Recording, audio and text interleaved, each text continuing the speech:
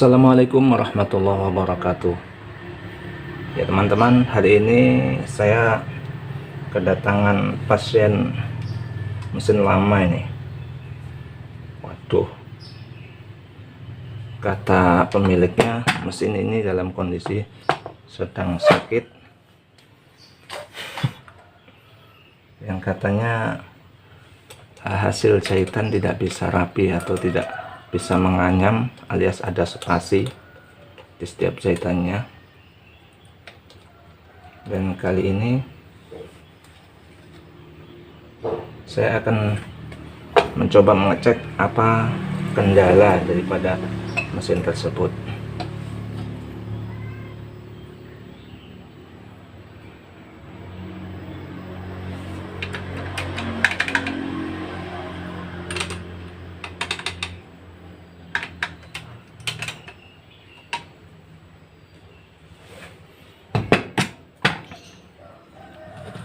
Penyakit mesin ini katanya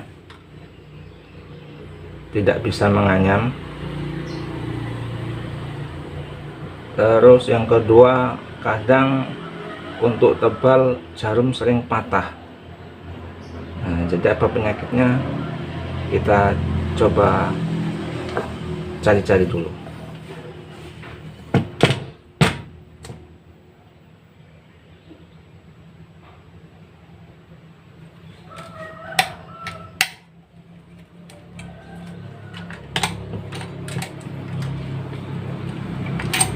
Waduh, mesin ini sudah lama nggak pernah dikasih minyak teman-teman. Jadi mesin kalau modelnya mesin-mesin jadul seperti ini ya teman-teman, atau mesin nggak harus jadul lah, mesin zaman sekarang sekalipun, kalau yang modelnya masih mesin-mesin kecil seperti ini atau mesin hitam, maka sebaiknya sering-sering kita memberi oli. Jadi kita kasih oli supaya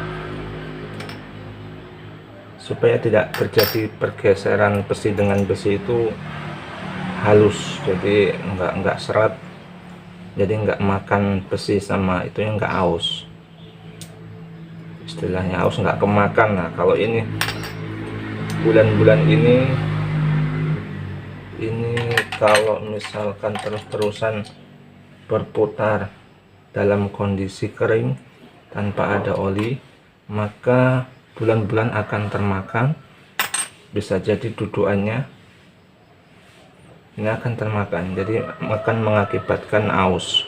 Ini juga nanti bisa bermasalah kepada mesin kita ya teman-teman, terutama di suara.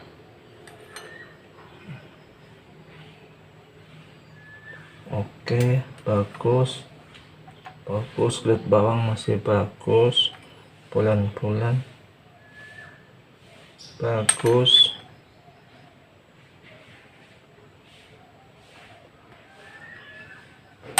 Mana kira-kira?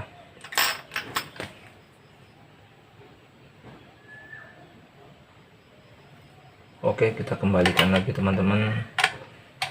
Kita kembalikan lagi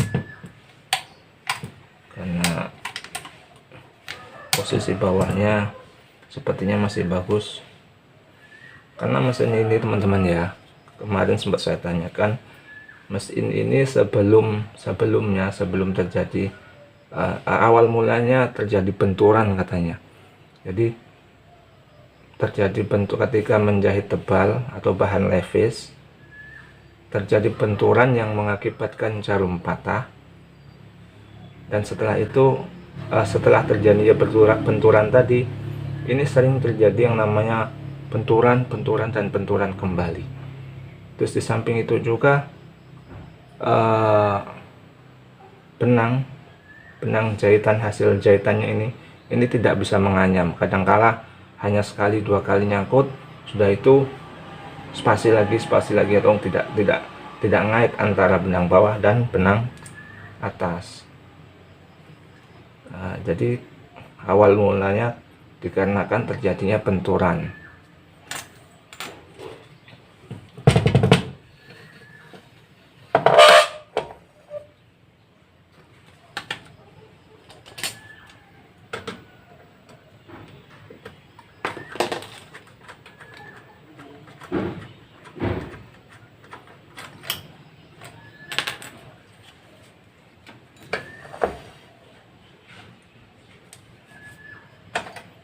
Oh, ternyata ini teman-teman, ternyata inilah penyakitnya. Coba perhatikan.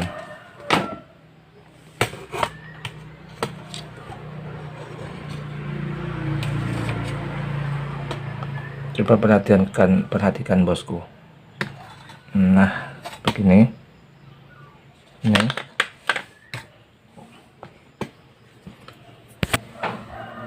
Nah, begini.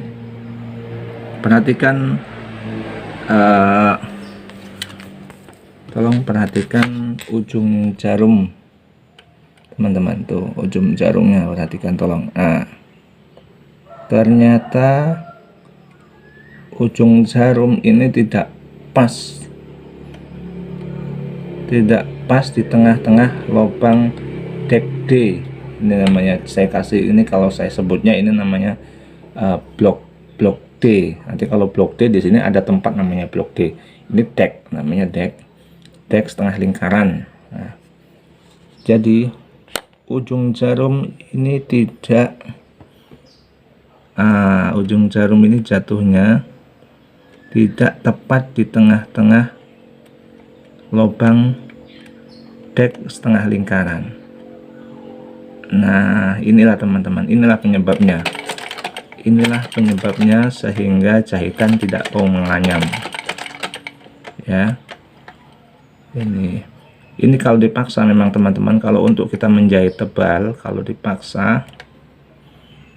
Nah, ini ketika kita taruh bahan tebal di sini, otomatis jarum, karena kondisinya jarum ini sudah tidak lurus lagi, koordinatnya tidak lurus lagi, maka jarum sudah seperti ada jalan. Jadi kalau jarum posisinya sudah miring, ketika menjahit tebal maka dia akan semakin miring dan akhirnya menumbur sisi dari lubang dek setengah lingkaran ini. Ini teman-teman nih, ini ada bekasnya, ini ada cacatnya di sini. Nah, ini harus kita luruskan teman-teman. Jadi kita harus luruskan tepat di tengah-tengah lubang dek setengah lingkaran ini.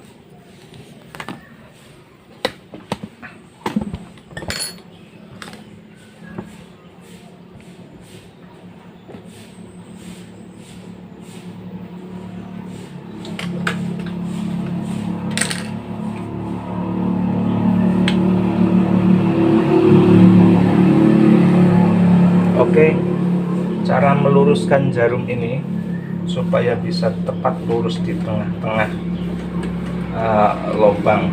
Ini kita harus betul-betul menentukan titik jarum ini, harus betul-betul di tengah teman-teman ya, supaya lurus. Jadi jarum nanti lurus. Kalau jarum ini jatuhnya lurus, ini untuk bahan tebal sekalipun, kalau kita masih kuat tangan kita menekan, insya Allah tidak akan lagi membentur yang namanya sisi dari lubang blok tersebut. Jadi kita harus meluruskan betul-betul, kita meluruskannya. Terlebih dahulu yang kita harus lakukan adalah kita harus siapkan jarum ini harus betul-betul jarum yang lurus. Nah, saya rekomendasikan jarum ini harus menggunakan jarum yang bagus. Pokoknya jarum yang bagus saja, jangan jarum yang murahan ya teman-teman. Kenapa? Karena jarum yang murahan nanti kadang-kadang kondisinya itu sudah miring, dari baru itu sudah miring, jadi udah nggak lurus lagi, bengkok dia. Nah, sudah bengkok, kadang-kadang sisi parit untuk benang ini kadang-kadang tajam. Jadi seringkali terjadi benang itu putus dikarenakan lubang jarum ini tajam ya teman-teman. Makanya saya rekomendasikan sampean semua untuk kalau beli jarum, belilah yang bagus. Yang mahal-mahal dikit nggak apa-apa lah ya teman-teman, yang penting jahitan kita bisa, pekerjaan kita bisa lancar. Karena kadang-kadang karena hal sepele seperti ini, hanya karena jarum murahan, ini kadang-kadang pekerjaan kita terganggu ya. Kadang-kadang kita nggak paham kenapa jarum kok putus terus, kita kira itu adalah kendala dari mesinnya, ternyata tidak, ternyata jarumnya. Saya sering kali mengalami hal tersebut ya teman-teman. Oke, setelah kita siapkan, setelah kita siapkan jarum yang bagus, ini bagus ya teman-teman. Pokoknya kalau ngecek jarum, ini tips untuk ngecek jarum bengkok atau tidak seperti ini teman-teman. Letakkan jarum di posisi yang datar, lalu kita lihat sisi-sisinya. Nah, sambil kita putar seperti ini, kita putar-putar. Nah, kalau jarum ini bengkok, nanti akan terlihat ya di permukaan lantainya ini, nanti kadang renggang, kadang rapat, kadang renggang, kadang rapat. Nah, itulah berarti menunjukkan jarum ini bengkok. Nah, setelah kita pastikan bahwa kita sudah mendapatkan jarum yang bagus, lalu kita pasang kembali.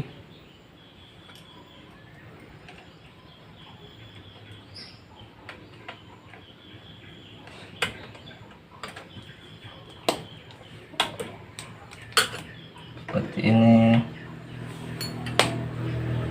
Lalu kita pasang sepatunya. Lalu kita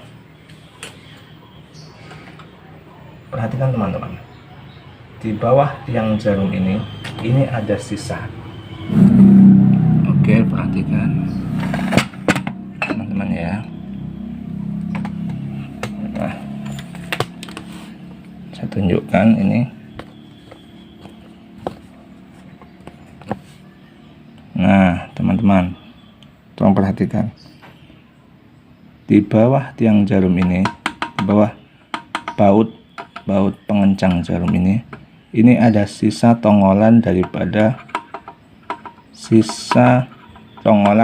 tiang jarum. Jadi masih ada sisa sedikit di sini. Ini adalah sisa tiang jarum ini.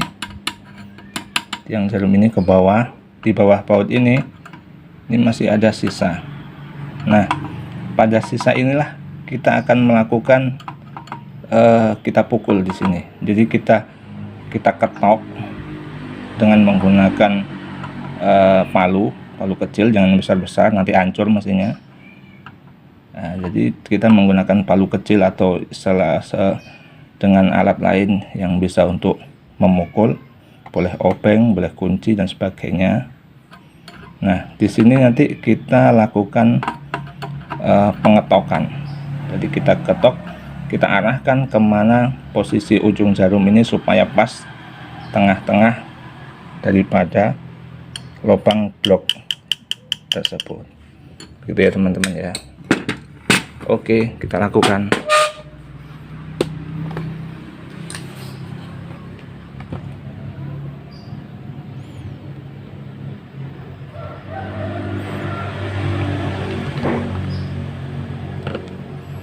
Oke, kita lakukan seperti ini teman-teman, contohnya.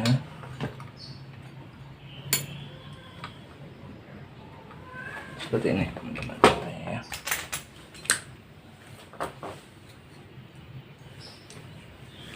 Posisi tiang jarum, posisi baut harus naik ke atas full, harus naik ke atas mentok posisinya, jangan ke bawah seperti ini, jangan di tengah juga, harus di atas.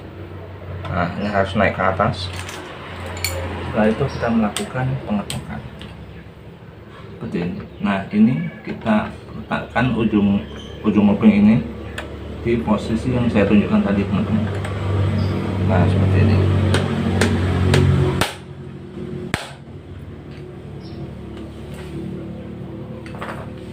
Oke, pelan aja teman-teman ya. Ini posisinya lemes, tidak kaku lagi. Nah, seperti ini. Oke teman-teman, posisinya sudah pas di tengah. Jangan terlalu miring ke sini, jangan terlalu miring ke sini, nanti akan berbulan-bulan di dalamnya. Jaga juga jangan terlalu miring ke sini, nanti akan menyebabkan yang namanya loncat seperti tadi, terjadi spasi atau tidak menganyam. Oke, pengetokan sudah dilakukan dan sekarang coba teman-teman lihat hasilnya. Nah, sekarang ujung jarum sudah betul-betul berada di tengah-tengah blok setengah lingkaran tadi. Nah, kalau sudah seperti ini, insya Allah tidak akan lagi terjadi yang namanya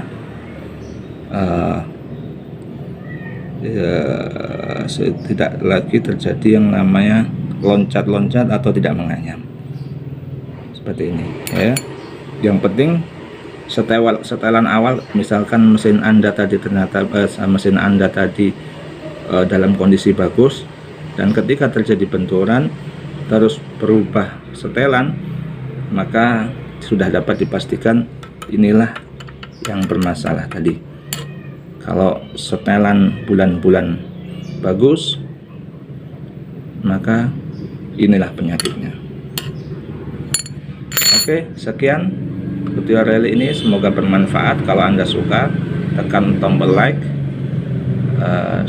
subscribe, dan share. Terima kasih. Wassalamualaikum warahmatullahi wabarakatuh.